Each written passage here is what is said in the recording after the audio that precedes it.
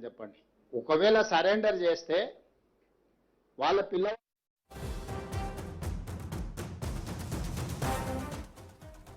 హైదరాబాద్ లో బండి భగీరథను అరెస్టు చేశామని అన్నారు సీఎం రేవంత్ రెడ్డి. అప్పగిస్తే ఇంటికి పోలీసులను పిలిచి అప్పగించాల్సి ఉండేదన్నారు. అప్పా జంక్షన్ దగ్గర బండి భగీరథను అరెస్టు చేశామని పోలీసులు చెప్పారన్నారు. ఇక అప్పా జంక్షన్ ఏమైనా బండి సంజయ్ ఇల్లా అని ప్రశ్నించారు. పోలీసుల మాట నమ్మాలా లేదా సంజయ్ మాట నమ్మాలా అని అడిగారు. 5 రోజులు పరారీలో ఉన్న భగీరథ ఎక్కడున్నాడో చెప్పాలని అన్నారు సీఎం రేవంత్ రెడ్డి.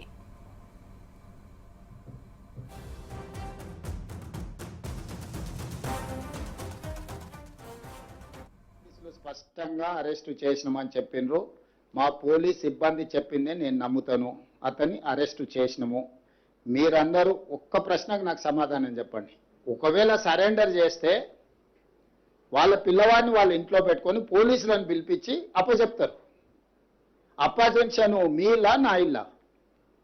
రోడ్డు మధ్యలో పోలీసులు నాకాబందీ చేసి వెహికల్స్ని చెక్ చేస్తున్నప్పుడు అప్పా జంక్షన్లో బండి భగీరథ పోలీసులకు చిక్కిండు. ఇది మా పోలీసులు నాకు చెప్పింది. నిజంగానే అతన్ని సరెండర్ చేసేది ఉంటే అతను ఎక్కడున్నాడో అక్కడికి ఈడ మా అబ్బాయి ఉన్నాడు, మీరు వచ్చి పోలీసులు ఇతన్ని సరెండర్ చేసుకోండి అని చెప్పిండ్రు అనుకోండి, అప్పుడు మనం సరెండర్ అనుకోవచ్చు.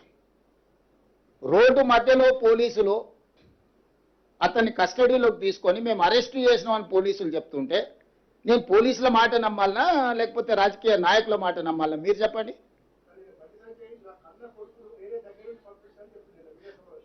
నేను అనేది ఏంటంటే అతను దగ్గరుండే పంపించి ఉండొచ్చు. నేను దగ్గర ఉన్నాడా లేడా అనేది నేను గవా కాదు. అతను ఏం చెప్తే అదే నిజం. ఏంటంటే వాళ్ళిద్దరు ఒక దగ్గర ఉన్నారా లేదా, 5 రోజులు అబ్స్కాండ్ అయినప్పుడు తండ్రి కొడుకులు ఒకే ఇంట్లో ఉన్నారా లేరా, ఇది కాదు కదా. మేము వివాదం నుంచి అన్ని ఫిర్యాదులో ఉన్న అంశాలను అన్నిటినీ చాలా సిస్టమేటిక్గా విశ్లేషించుకొని కంప్లైంట్ వచ్చిన వెంబడే ఎఫ్ఐఆర్ చేసి ఒక పద్ధతి ప్రకారం ఈరోజు ప్రభుత్వం చర్యలు తీసుకున్నది.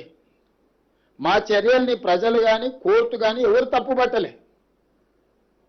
కేటీఆర్ జడ్జిగా, ఆర్ఎస్ ప్రవీణ్ కుమార్ ఐఓగా ఈయన విచారణ చేసిండు, ఆయన శిక్ష విధించేసిండు.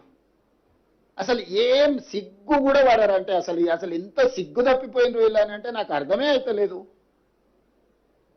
ఇప్పుడు ప్రభుత్వానికి పోలీసులకు చట్టాలు ఉన్నాయి. ఫోక్సో కేసుల ఫిర్యాదు రాగానే ఎఫ్ఐఆర్ చేయాలా? 0 మీద ఎఫ్ఐఆర్ చేసినాం. ఎఫ్ఐఆర్ చేసిన తర్వాత పేరెంట్స్ స్టేట్మెంట్ చేసినాం. 24 అవర్స్లో అమ్మాయి స్టేట్మెంట్ రికార్డ్ చేయాలి. అమ్మాయి దగ్గర కోర్టు దగ్గరికి తీసుకెళ్లి 164 స్టేట్మెంట్ చేయాలి. ఇది సెన్సిటివ్ కేసు. ఫోక్సో కేసులో ఎవరి వివరాలు చెప్పడానికి లేదు. వాళ్ళలాగా రోడ్డు మీద వాడు మాట్లాడితే ఆ కుటుంబాల వేదన, ఆ అమ్మాయి కుటుంబానికి ఎంత ఆవేదన ఉంటుంది. వీళ్ళు అడ్డగోలుగా ఇచ్చేసి ఆ అమ్మాయి ఫోటోలు పెట్టి, ఆ అమ్మాయి తల్లిదండ్రుల ఫోటోలు పెట్టి, అసలు కేటీఆర్ అనేటోడు అసలు మనిషా? ఎవడన్నా మనిషి ఇట్లా వ్యవహరిస్తాడానికి? రాజకీయాలు కావాలంటే ఎన్నికల్లో కొట్లాడు, ఎన్నికల్లో ఓడించు. రాజకీయాలు లాగా చూడాలి, సమస్యను సమస్యలాగా చూడాలి. ఇది ఒక మైనర్ గర్ల్కి సంబంధించిన ఇష్యూ. దీంట్లో రాజకీయాలకు ఎందుకు?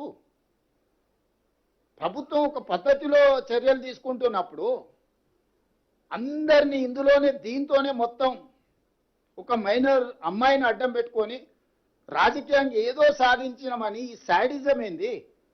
ఇది శాడిస్టిక్ ప్లెజర్ కాదా?